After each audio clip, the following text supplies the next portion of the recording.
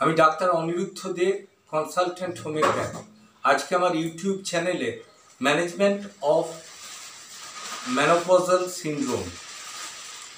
এখনও যারা আপনারা আমার চ্যানেল সাবস্ক্রাইব করেননি তাদেরকে চ্যানেলটি সাবস্ক্রাইব করার অনুরোধ করছি এবং ভিডিওগুলি শেষ পর্যন্ত দেখার জন্য আবেদন করছি। How to manage menopausal syndrome. মাসিক বন্ধ হবার পরে আনুষঙ্গিক সমস্যার থেকে কি করে বেরিয়ে আসবেন। শরীরবৃত্তীয় ক্রিয়ার ভেতরে মাসিক মানে ঋতুচক্র একটা স্বাভাবিক জিনিস। মেয়েদের সার্টেন এজের পরে, যেটাকে বয়সন্ধিকাল বলা হয়, সেই সময় থেকে শরীর খারাপ, দ্যাট মিনস ঋতুস্রাব আরম্ভ হয়, মাসে একবার করে হয় এবং সেটা আবার পরের মাসে হয়। কিন্তু যদি কনসিভ করে মানে বাচ্চা আসে পেটে, সেক্ষেত্রে কিন্তু শরীর খারাপ হয় না।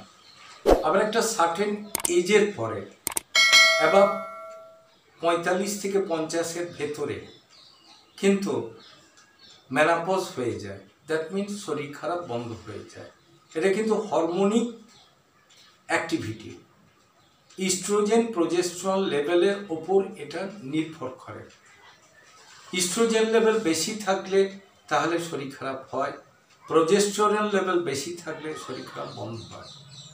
মেনোপজাল সিনড্রোমে ইস্ট্রোজেন লেভেলটা কমে যায়, আস্তে আস্তে শরীর খারাপ বন্ধ হয়ে যায়, প্রোজেস্টেরন লেভেল বাড়ে। এই সময় যে সমস্যাগুলো দেখা দেয় মেয়েদের ক্ষেত্রে, সেটা কি করে আপনি ওভারকাম করবেন। প্রথমেই একটা জিনিস দেখা যায় যেটা যে আপনার শরীর খারাপ মাসে যেটা রেগুলার কোর্সে হতো ফট করে বন্ধ হয়ে গেছে, একটা মানসিক চাপ। এবং এর ফলে যেটা দেখা যাবে যে আপনার হট ফ্লাশ, মাথা দিয়ে গরম ভাব বেরোনো, ইনসিকিউরিটি ফিল করা, এক্সেসিভ সোয়েটিং, ফরগেটফুলনেস এবং অ্যানিমিয়া, ক্যালসিয়ামের ঘাটতি, রক্তাল্পতা এবং রক্তে ক্যালসিয়ামের ঘাটতি, এগুলো হচ্ছে কমন। এবং সবচেয়ে বেশি যেটা হয় মানসিক চাপ, যেমন ছেলেদের ক্ষেত্রে সেক্সুয়াল লাইফ টিল ডেথ, মেয়েদের ক্ষেত্রে সেটা কিন্তু মেনোপজাল সিনড্রোমের পর অনেকটাই কমে আসার জন্য তারা নিজেদের সবসময় দোষী মনে করে, যেহেতু তার বাড়ির লোকের সাথে সে ঠিকমতো কনজুগাল লাইফ লিড করতে না পারার জন্য।